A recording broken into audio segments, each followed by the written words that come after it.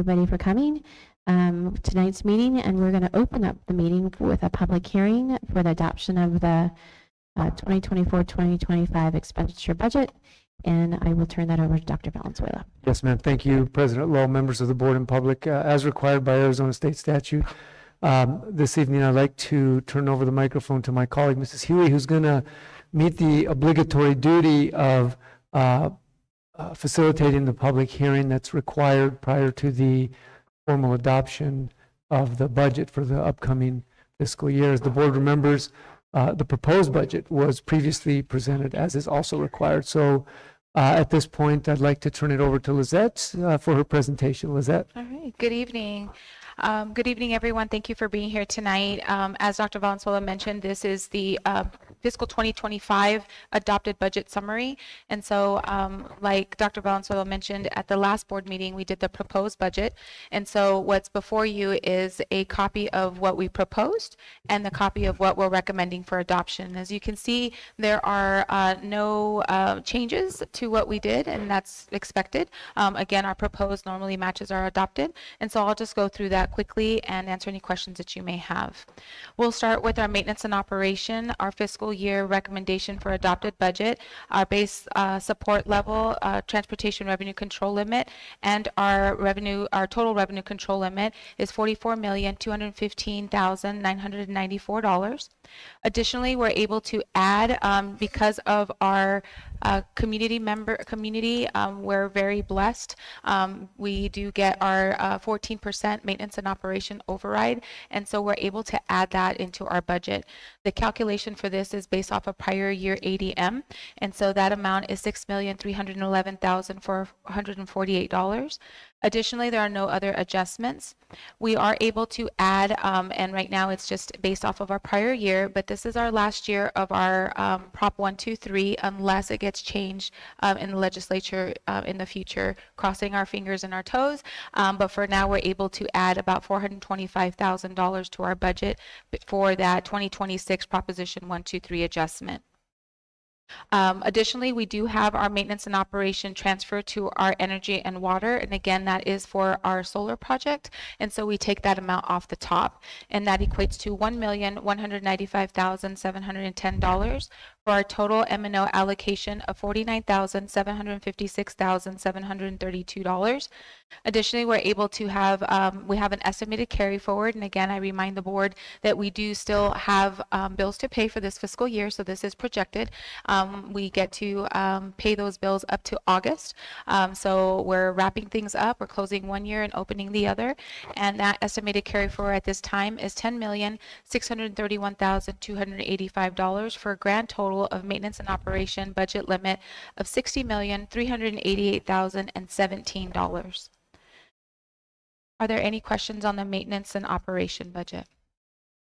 Okay, the next item will be the district additional assistance, and as that's also referred to as DAA or capital, and our revenue control limit for DAA, our calculation, again, this is based off a prior year. I know a lot of people say we're funded on current year, and yes, that's partially true, but a lot of the calculations like DAA and our maintenance and operation is calculated based off a prior year ADM, and that amount is $3,665,760. Additionally, again, grateful to our wonderful community, we're able to add an additional capital outlay override, and that is for $1 million each year. And so that is added to our budget for $1 million for a total DA allocation of $4,665,760. Again, we have our estimated carry forward.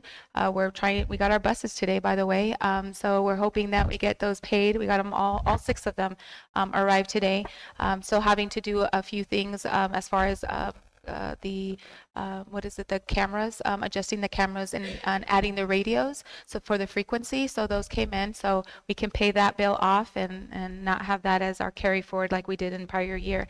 So we're estimating our carry forward of $1,936,384 for a grand total of our district additional assistance limit of $6,602,144. I'm happy to answer any questions if you have at this time. Questions? We're good. Thank you very much. You can close the hearing at your discretion, ma'am. We'll go ahead and then close the public hearing, and we'll move into our regular governing board session. And we'll go ahead and start with Pledge of Allegiance. I pledge Pledge allegiance to the flag of the United States of America and to the republic for which it stands, one nation, under God, indivisible, with liberty and justice for all. Thank you very much. We'll move on to the roll call. Ms. Palacio, Governing Board President Sherry Lowe. present. Governing Board Clerk Denise Reese. Here. Governing Board Member Anthony Bruno. Present. Governing Board Member Raul Rodriguez. Present. Governing Board Member Dr. John Sparks. Present. District Administration Superintendent Dr. Manuel Valenzuela. Present. Assistant Superintendent Scott Downs. Here. Assistant Superintendent Brett Bonner. Here. Chief Financial Officer Lisette Huey. Present. Thank you very much. We'll move on to approval of the agenda. Dr. Valenzuela. Yes, ma'am. Thank you, President Lowe, members of the board.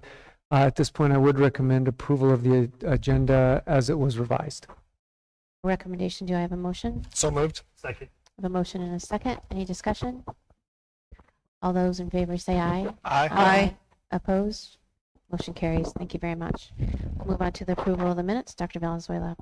Yes, ma'am. President Lowe, members of the board, you have in your packet draft copies of the minutes from the regularly scheduled meeting of the board back on June 12th. And after your review and consideration, I do recommend approval at this time. Thank you very much. I have a recommendation. Do I have a motion? So moved. Second. I have a motion and a second. Any discussion? All those in favor say aye. Aye. Opposed? Motion carries. Thank you very much. We'll move on to ratification of vouchers. Ms. Huey. Good evening. Tonight I recommend payroll voucher ratifications 25 and 25.1. New payroll that is beginning with payroll 1 through 10 for total payroll approval of $31,275,894.70. Furthermore, I recommend expense vouchers 3099 and 3100. No new expense vouchers for a grand total of expense vouchers of $619,322.55 and an overall grand total of both expense and payroll of $31,895,217.25. Thank you very much. We have a recommendation. Do I have a motion? So moved. Second. Motion and a second. Any discussion? All those in favor say aye. Aye. Opposed? Motion carries. Thank you very much. Thank you. Thank you. We'll move on to the superintendent's report. Dr. Valenzuela. Yes, ma'am. Thank you, President Lowell. I just want to say that even in the relative quiet of summer, which is not that quiet, by the way, there's all kinds of activity physically in construction and also in the continued success of our students. Literally, I was just thinking of this. As we speak, yet another one of our esteemed graduates is reporting to the United States Air Force Academy for its report day and beginning his career. His name is Aiden J. You might have seen the story in the Green Valley News and the Sahuarita Sun, but very proud of him. I remember talking to this young man about, several months ago in the fall, and he was telling me he wanted to go here and what a big goal it was. And we all know, because we've had several others that have been fortunate to go to these very selective schools, how hard it is to get in. And so to hear that Aiden got in, I know it's a reflection of his hard work and our collective work as a school and as a community to help get him there. I know that, like others, he'll make us proud in service to our country. So very proud of Aiden, and our thoughts, good wishes, and prayers go with him for much success. Speaking of success, I think I'm among few still subscribers of the paper edition of the Arizona Daily Star, and I pulled it up and I was reading, and the first thing I see as I was having my pre-dawn coffee was Sahuarita student earns top ACT score. So of course the ACT has been around and is a test that's required for the college admissions process, and what this means, I think, cannot be stated too much. I mean, the ACT has, of course, a standardized scale, And a 36 is what's called the top composite score. It's like getting a perfect score. I don't know if it's actually perfect, but that's my understanding of it. Put it this way, about 1.5 million high school people take this test every year, and there were like 1,300 in the entire United States of America that scored a 36. So it's like 1/10 of 1%, 1/10 of 1%, or half of 1%. So Kimberly Allen, who's going to be a senior at Sahuarita High School, has achieved this distinction that is among a select very few, and we're very, very, very proud of her. And as I said, Sahuarita continues to shine in many ways, even in the summertime. The shining continues. So with that, thank you for the time. That concludes my report for this evening. Thank you very much. We're going to move on to our governing board reports, and we'll start out with Dr. Sparks. No report today, thank you. Raul Rodriguez, Ms. Rodriguez, No report. Mr. Bruno. Say better. Well, I was going to be quiet tonight and speak, but that's not my nature. That's good. I have to say I was up and about very early yesterday and was on campus before 6 o'clock. And I was really surprised at all the activity. I got to go over and look at the high school field being tore up and wave at the guys in the big trucks, and felt like a 6-year-old standing there while they were doing their thing. It was pretty cool. And then I had an appointment over at the IT building, and to see everybody working and preparing already for school. It's always amazing that we graduate a class and the next day the whole process starts all over again. So I greatly appreciate our staff and all the people who come in and work through the summer. And I understand being there early and beating the heat very well. So thank you, and thank you all. Thank you very much, Mr. Bruno. Ms. Reese. No report this evening. Thank you very much. Then that concludes. We'll move on. We don't have any recognition tonight, so we'll move on to call to public. We do have one call to public. So we have a little spiel. Yeah, come on up, Mr. Ackley. Well, Denise has to read her little disclaimer real quick. In-person guidelines, consideration and discussion of comments and concerns from the public. Those wishing to address the governing board may do so at this time or at the board's discretion at the time the item appears on the agenda. All speakers are requested to hold their comments to 2 minutes or less. 20 minutes will be allowed for both online and in-person comments. In accordance with the Arizona Open Meeting Law, board members may not respond, comment, or ask questions of speakers regarding issues not on the agenda. Any comments not read during this agenda item will still be entered into the public record. And our speaker this evening is Chris Ackerley. Thank you, Oh, sorry. President Lowell, board members, Dr. Valenzuela. Just a brief introduction for those of you who don't know me. My name is Chris Ackerley. I am currently the treasurer of Pima County. So essentially, I am your banker. I effectively act as a president of a small credit union that serves 77 different jurisdictions in Pima County, school districts and fire districts being part of that. As I was, grumbling about our own relationship with the bankers that we do business with and the fact that there was never a human to get in touch with anymore, I realized I didn't want that to be the case with the treasurer's office. So I'm going to make it my mission to annually go and visit each one of the school districts and fire districts that we serve. Your district is unique in a way in that it's one of 3 districts in the state, in Pima County, that deals directly with our office and does not go through the superintendent's office. So I very much appreciate the collaboration we have with Lizette in your guys' office. I know I can't answer any questions or have you ask me any questions at this time in the agenda, but when it does come to adopting the budgets, if you have any questions about what happens on our side of the fence, please feel free to ask and I'll be happy to answer them. Thank you. Thank you very much. And we're going to go ahead and move on to new business with item number 8, textbook adoption. Dr. Valenzuela? Thank Dr. you. Valenzuela. Thank you, President Lowell, members of the board. If you think back to the last, well, probably several meetings ago, because it's been at least 60 days, Mr. Bonner, as he's done many times, presented a couple of instructional resources, specifically textbooks that are tied, I believe, to the AP program, and explained the process that we would, that we take and are required to take prior to recommending approval. So I'd like to ask Brett if he would, just to give a summary of that process and the outcomes before I make the formal recommendation. Brett? Thank you, Dr. Valenzuela, Madam President, members of the board and community. As Dr. Valenzuela referenced, we have met the full criteria for the next phase of an textbook adoption process. We had 2 AP exam books on public display. We have now exceeded the 60 business day requirement that ended last week. From the original time that I shared the books to the board as the initial review and the proposal, we are recommending an adoption of 2 textbooks. The first one is for the AP European History course. It's a history of Western society, and it aligns directly with the scope and sequence as identified through College Board under the AP guidelines. In addition to that, the next textbook is Environmental Science for the AP course as well. And along with that goes with the scope and sequence directly aligned to College Board requirements for the criteria to implement these courses at both high schools. And in fact, if STPA students choose to take an AP course, they can.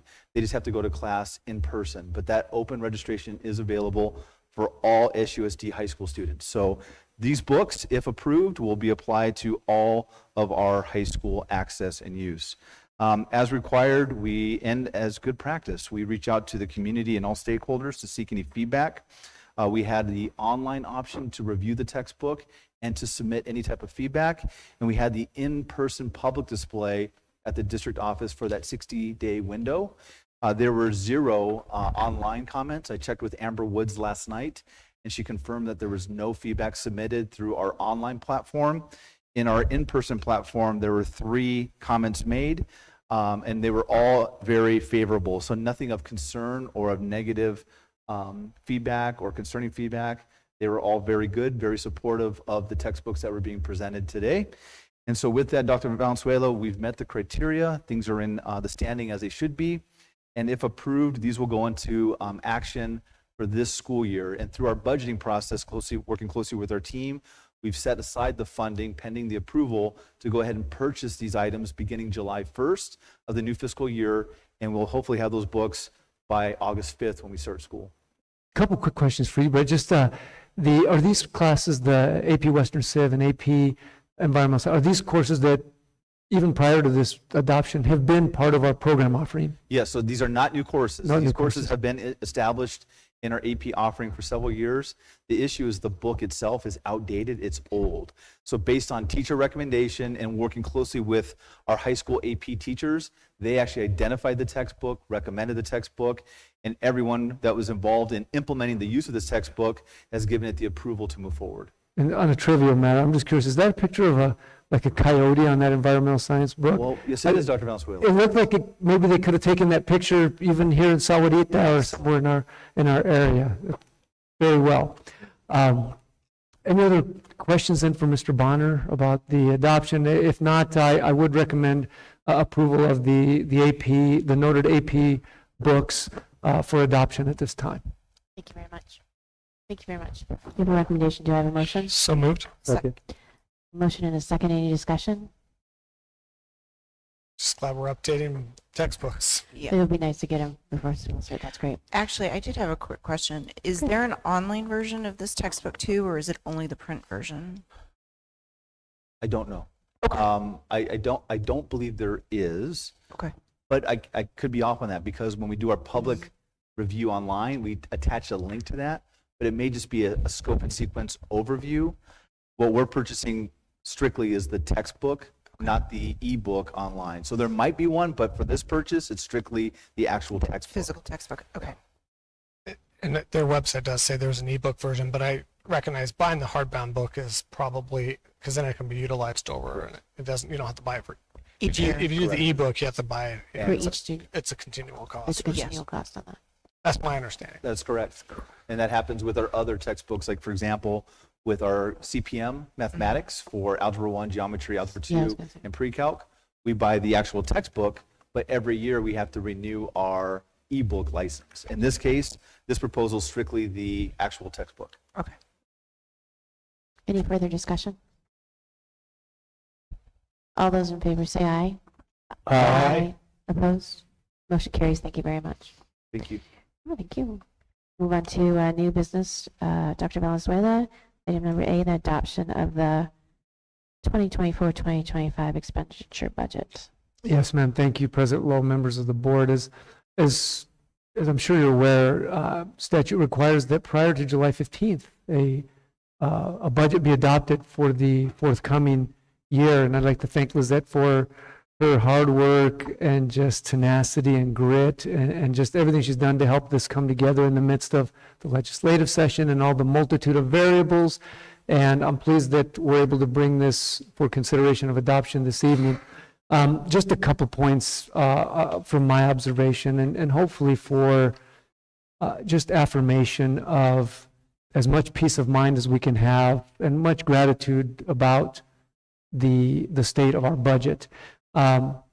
We have presented here this evening and in the proposed budget an expenditure budget operationally that's about $50 million with a capacity of about 60. Similar type of presentation of capital where we have expenditures of about 4.6 with a capacity of almost 6.6. And I think that's something to be proud of, and it reflects intentionality of planning and effort and focus and priorities. I mean, the budget is healthy, it is balanced, it is sound, and it's going to require us to continue with resolve to keep that focus so that we can maintain it that way. There's a lot of things going on legislatively, a lot of variables that are still in flux and in a dynamic state. You might have heard that the legislature did close its session. They did override for another year the AEL, but there's the question of 1, 2, 3 and the whole state land trust. So this never ends, but at this moment in time, I think this board can feel confident that the budget of the district is in a good footing. And thank you, Lizette, for your leadership and your hard work and that of your team in doing that. Another just point of note is that it's a conservative budget. It doesn't make any assumptions other than what is factually there. It is based on zero growth. Now, as you see the growth going on around us, and we're prepared and planning and ready and anticipating growth, but based on recent trends, we're taking the conservative route in terms of how we're planning. Another thing that I can say is that to the best of our predictive planning efforts and where we are at this point in time, I can tell you that we anticipate that our school tax rate, people have many things on their tax bill. The school tax rate for Sahuarita Unified School District is anticipated to go down. And that's something that we pursue to the extent we can control with significant intentionality. And so I'm grateful and I'm proud of our community. I'm also grateful for the local investment which our community has made, which allows us to honor to the greatest extent possible our mission of success for every student. I think our community exemplifies the value and the significance and the power of public education, and I'm grateful for your service and for our community's investment. And so with that, at this point, I would recommend adoption of the fiscal year 24-25 expenditure budget as it's been presented. Thank you very much. We have a recommendation. Do I have a motion? So moved. Second. Motion and a second. Any discussion? I just want to say, Madam President, I'm grateful. I think one of the concept, I had a conversation recently with someone about the concept to carry forward. And, I look back across the last few years, and last year's carry forward was like $10,900,000, a few $100 different than this year. But I think that shows that even with kind of growth in salary and kind of effort to kind of compensate for the inflationary issues going on in our society, we've kept and managed, and I appreciate Ms. Hugh, the effort to keep our carry forward, our savings account, that backup consistent. And it's not quite 3 months of our revenue, and but it's close, two in a few weeks. But I think that we hear that kind of constantly in people's personal finance, right? Having a backup, having a space, and I'm grateful that we have a budget that's healthy, but also respects and maintains that that savings account, if you want to put it that way, that analogous to savings account, that carry forward. And I appreciate that effort to protect that as we continue to move forward and try to keep the budget growing and kind of consistent, but also we never know when an AC is going to break, right? Or something big is going to happen. So I just appreciate that from a budgeting perspective. That, as Dr. Valenzuela said, a conservative budget. It really is fiscally sound, and I appreciate that and the effort the business office to always kind of direct that and guide that and keep us in that, because there are districts in the state that are not in that position, and it can be dramatic and heartbreaking, quite frankly. So that's all I had. Thank you. Thank you. It's a team effort. It is. Thank you very much. Any other discussion? President Lowe, may yeah. I add something? I wanted to thank Mr. Ackerley for being here. And honestly, with the budget and working directly now with the Treasurer's Office has been it's been so good. I know that Beth Ford, and then she left a legacy, and I know I've met and talked to Mr. Ackerley just the other day about, how do we do different things, and their response is always so great. And so I just want to tell you, thank you to you and your staff, especially your staff, Rosemary, everybody that's there at your office have been phenomenal to work with, and I know that that'll continue. But it's allowed us to do what we need to do on our end, and additionally, it's allowed us to reach out to the Treasurer's Office and do things that we're not able to normally do, especially with SFOB dollars and things of that nature. And so I'm grateful we have the reserves, we have, we're good for it, if for lack of a better term. And so, but I appreciate the flexibility as much as you guys can. That really means a lot to us. So thank you for your support. Wanted to add that. Thank you for the shout out. It takes a team effort.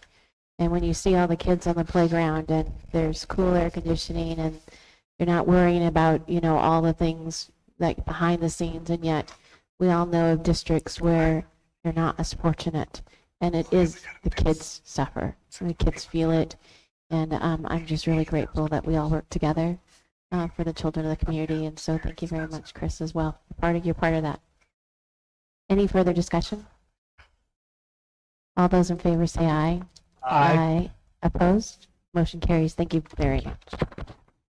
We'll move on to item number C, B, which is the award for the RFP for the Child Nutrition Program. Dr. Valenzuela. Yes, ma'am. Thank you, President Lowe, members of the board. As you're very well aware, our vision is really simple: excellence. And excellence means in everything we do to support the success of students. And that includes making sure that our children are here with us at least 6-7 hours, many of them much more. And we want to make sure that nutritious, healthy meals is a part of that daily experience. And so we recently undertook the required process to go out for proposals on food services. That's required, I believe, every 5 years.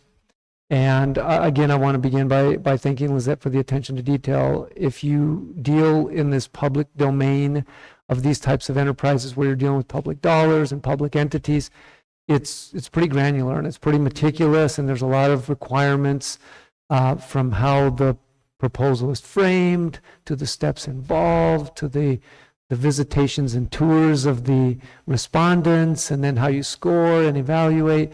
And so thank you, Lizette, for that process. And I'd like to ask you, if you would, before we make the formal recommendations, just talk a little bit about that process, just to give the board and public a little bit of understanding of what you all did. Absolutely. The request for proposal, what we also refer to as the RFP process, they're already long and extensive already. Food service is quite different. It is significantly different. And the process is longer. It's more extensive. It's more detailed. And really, we have to do that process through ADE. ADE is the one that basically has all the matrices. We have to follow their procurement standards. It's a little different than any other RFP, specific to what we do on a day-to-day basis. So there's not a lot of change that we can make on our behalf. Really, the forms are the forms, and we submit it to ADE. So I'm just going to go through chronological order, basically, of the process. And I just wanted, before I start, I really wanted to give a big shout out to Florence Lopez. She was our procurement specialist, taking on this big responsibility and really keeping us on the straight and narrow, making sure that the process, the compliance, not only through ADE, but also through all our other requirements that we have for audit standards and things of that nature. So, I mean, huge kudos, because she really kept everything together. She kept us all on the straight and narrow. So again, kudos to Florence for that. In March of 2024, it seems like decades ago, we started submitting the application. And first, you have to start submitting the application to ADE. And once they basically review our process, say this is what you got to do. Here's basically we have to format the application and request that we solicit. Once they do that, then they approve us to move forward. So on April 3rd, 2024, ADE did approve our application to then start our solicitation process. On April 5th, we released the RFP, or the request for proposal for food service. We had to advertise. We advertised more than what was required. So we did the newspaper, specifically the Daily Territorial, and only because that gives us a better wide range so that we can say we included everybody. Everyone had an equal opportunity to submit. And then we also had to submit to vendors that ADE had. So if they have vendors that registered with Arizona Department of Education, then we had to solicit to them. Additionally, we posted it on our website. We had our own vendor registry, and through our own vendor registry, we solicited through that portal as well. On April 17th, we conducted a pre-conference meeting, and we did a tour, like Dr. Valenzuela mentioned. And our tour, basically, I was a driver. I drove the bus, and we went through our district, and we basically toured. We had 3 vendors that attended the meeting, and we drove around the district. We looked at every single cafeteria, and the purpose of that is to get a feel for our district. So I always feel that when you do an RFP in this regard, that you open up your doors so that they can give you a good request for proposal, so that they see our schools, they get to know our demographics, they get to see the equipment that they're going to be working with. All of those things are important so that you can give a solid proposal. So after we had that meeting, the RFP solicitation closed on May 6th at 2 p.m. and at 2:30 we conducted an opening that is open to the public, and we did have some vendors attend. In no particular order, we received the following responses from Chartwells, K-12 by Ellier, I think is how they pronounce it, Southwest Food Service, SFE, and Genuine. And before I continue, I just wanted to say that if you see these requests for proposals and you see the information that they have to give to us, I mean, they're stacks like this big, and it's very sequential. It has to be very detailed. It has to have everything in there, including our meal prices, how many kids we feed, free and reduced, our commodities. I mean, this is an extensive process. So to all the vendors who responded, I just wanted to say thank you, because I know it's very time consuming, and I appreciate the interest in our district. So once that we went through those processes, it's a lot to read, even when you're on the committee to evaluate those RFPs. It's a lot to read and digest, but then you go forward with the matrix. And once you submit the matrix of basically how they responded, and again, none of this is our discretion. It's all through ADE. They tell us how we're supposed to score, and what information to look for. So due to the large number of responses and sifting through all the detail, it did take some time. We did request a best and final. And the best and final is basically an opportunity for the vendors to submit their final proposals, sharpen their pencils, for lack of a better term, to see, and it's only on a specific portion of the RFP. Basically, it's the portion of administrative and management cost. So on the matrix for ADE, that was the biggest slice of the pie, if you want to call it. So we asked if we can do best and final through all 4 vendors, and we did get all of them to respond. After collecting all that data and our RFP committee, we incorporated the best and final, got all of our details, finalized our submittal, and then we sent it to ADE based on and then they have to review it. So we wait for them to review. They have to go through all the process, make sure all the I's are dotted and the T's are crossed. Once that is completed, then they give us the approval to move forward. And with that, that's the process. Well, and I think Lizette's summary, thank you, Lizette, for providing a summary of a very extensive process, as you see. And it's important, and I thank Lizette for her efforts to go through that process with fidelity and with care and with much thought, because these decisions, and like everything we do, is about the services that we deliver to our students. And so I'm very satisfied that we did proceed through all of those requirements and the process. And after all that, and in careful consideration, I would like at this point to recommend the award for RFP 2024-1 Child Nutrition Programs to Southwest Food Service Excellence. Thank you very much. We have a recommendation. Do I have a motion? So moved. Second. Motion and a second.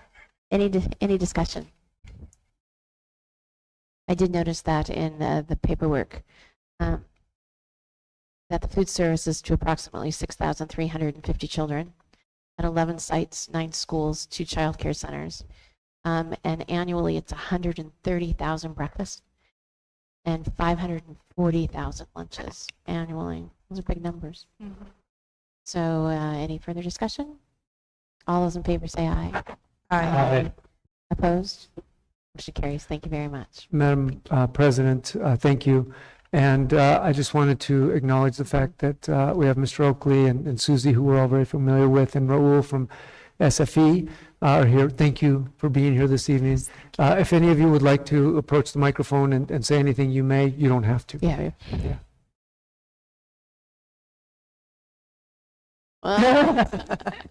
We'll sing it next time we're together.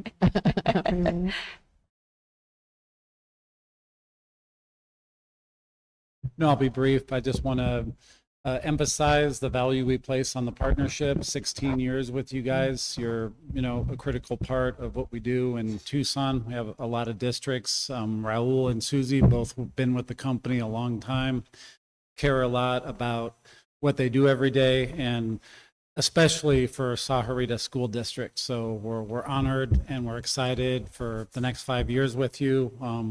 We hope to bring a lot of new exciting things to the table, and just want to thank you for your vote of confidence and continuing the partnership with us. So thank you very much. Thank you, John. Thank you very much for coming.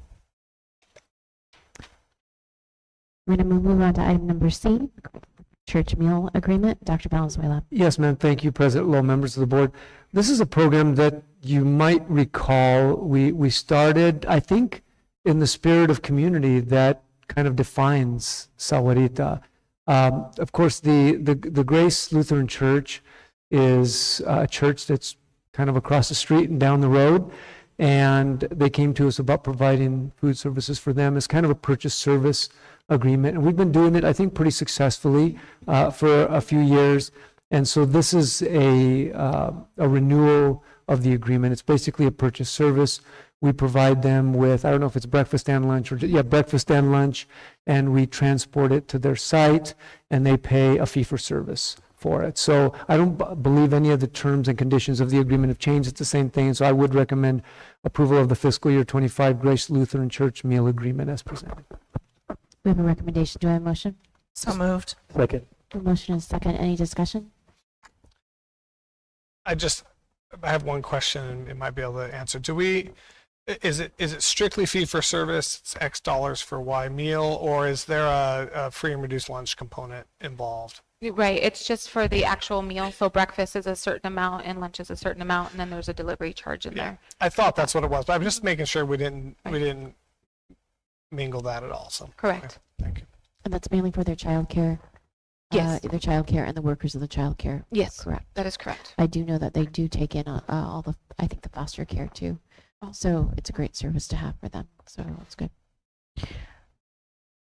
All those in favor say aye. Aye. Aye. Opposed? Motion carries. Thank you very much. And we will move on to item number D, Dr. Valenzuela, 2025 meal prices. Yes, ma'am. Meal prices, a topic that I don't like to talk about unless I absolutely have to, along with anything else that involves fees or increasing anything. And I would put a little asterisk before I even start talking, because with the coincidence that we've approved the food service, the child nutrition program contract, this issue is a totally separate issue, and we would have been having this discussion no matter who was selected. But with that, just a few points. We all understand that that costs of things in our general society have been on the rise for several years. Inflation. We all shop for our families, and we buy, meat and produce and canned goods, and we know that all that stuff's expensive. Interesting points. Since 2019, from the USDA, the stuff that we buy, like to operate our food service program, has increased by 25%. And that doesn't count labor costs, and we all know what's been going on with minimum wages and all those kind of things. But so I just want to frame that anytime we talk about even any kind of increases to things, it's not something we do lightly. We do everything we can to make these as affordable as we can. Just as a point of historical reference, the last time we raised the breakfast prices was 10 years ago, and I think lunch was 6 years ago. So it's been on average about 8 years. And we really try and avoid it. But at the same time, these programs have to be not only sustainable in themselves, but the federal money that we receive from the National School Lunch Program cannot be used to subsidize the full price operating costs. So I was just kind of trying to frame the issue. The other thing we did in terms of consideration of this issue and really looking at it with a fine-tooth comb is we did comparables to our peers. And I think, do we have that visual? Was that and so we looked at that. And so I'll kind of preface this by saying the recommendation this evening is to raise the breakfast prices by 20 cents, which would raise the elementary price to $1.25 and the secondary to $1.55, and the actual school lunches to $2.70 full price for elementary and $3 for secondary. And the reason I asked you to pull up that thing is in part of doing our due diligence, we looked at some of our peer institutions in the region, and I made myself a note, look at the red, because everywhere you see red is an example where these peer districts are above ours. And in fact, even with this increase, we will still be comparable, and compared to the average of all those districts on all of those notes, we will still be at, or in most cases, behind. So that's my point, is this recommendation was not done lightly. It's done with meticulous attention to detail and consideration that we want to deliver the best value and make sure that all of our students have the most affordable cost for their families. We know that, again, costs are going up. And this increase is actually the minimum that we felt we could do to support that viability, the sustainability of the program, and also make sure that we're delivering quality, but also honoring our obligation to have a budget that's sustainable and that's balanced. Another thing I'd note in terms of this conversation, the only other point I have before the recommendation is that we are participants in the National School Lunch Program, and that we welcome and encourage folks that may qualify to participate. It is a value-added benefit that's available to everybody based on their qualification. So we'd encourage people to apply for that. If the board is wondering, just as a tidbit of information, we serve about 1,400 full-price meals every day, which gives you just perspective in terms of our total student population. We serve about another 1,400 or 1,500, if I recall correctly, meals under the National School Lunch Program, the free and reduced program. So that just kind of gives you a perspective of the numbers of our daily operation, to your point previously about how many meals we serve annually. So with that, I feel that we've done it with very careful thought, but that it is the reasonable, prudent, balanced course of action. And so I would recommend the board's approval of the fiscal year 2025 meal prices as presented, which is a 20-cent increase for full-price breakfast and a 50-cent increase for full-price lunch, respectively, compared to the current cost. Thank you. Thank you very much. Our recommendation, do I have a motion? So moved. Second. Motion is second. Any discussion? I think, Madam President, if I might say, I think I was here for the lunch and the breakfast increase. It was my first year on the board. Yes, sir. And I think I appreciate that there's always a concerted effort to maintain as low a cost as possible. But I also want to reiterate your statement that we encourage everybody to apply. I think many people don't realize the value add of having reduced fee lunches. I think everybody thinks a free lunch program, but there's also a reduced lunch program, and the income levels are rather surprisingly high to help families that I think, especially in this time of inflation and increased costs. I know there's always an effort, and I appreciate that too.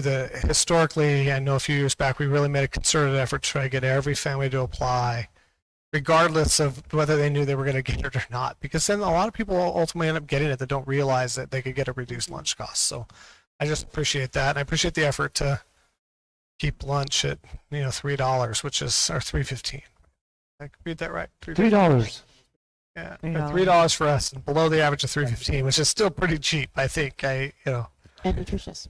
Yeah. So I just appreciate that effort, and I think whether or not our children always love at school lunches, I can't always make them, but as a family that participates in the school lunch program pretty regularly, both my children eat there occasionally, and not every day, but we're always grateful it's there. So I appreciate it. That's it. Can I ask a question? Yes, please. Maybe I missed it. It's very possible. But just curious, when was the last time the lunches or meals were raised? Right. The 8 years. breakfast was 10 years ago. So that would, I guess, as 8. Dr. Sparks historically actually mentioned, was 2014. And I believe that the school lunch was 2018, which was 6 years ago. That is correct. That is correct. And at the time when we did lunch, it was a 10-cent increase. So it was, again, we try to be very, very cautious of that. Sometimes there's things we want to do, and then there's sometimes things we have to do. Yeah. With the rising cost. In order to apply for the free and the reduced lunch, is that option online? Absolutely. So it is online on our website, so people don't have to come in to do it. They can just go to the website and fill out the form and see if they qualify. And it's great. Yes, It and really does. it's under our food service program link. It's very easy to use. Additionally, when we have enrollment for all of our schools, or we have open houses, they do add a lot of computers, and there's people there to help them if they have questions. I mean, they can't do it for them, but they can walk them through that process. All of our schools do open their doors to allow them to use our district computers to apply if they so choose to. Thank you very much. Any further discussion? All those in favor say aye. Aye. Opposed? Motion carries. Thank you very much. We will move on to the consent agenda. Dr. Valenzuela. Yes, ma'am. Thank you, President Lowe, members of the board.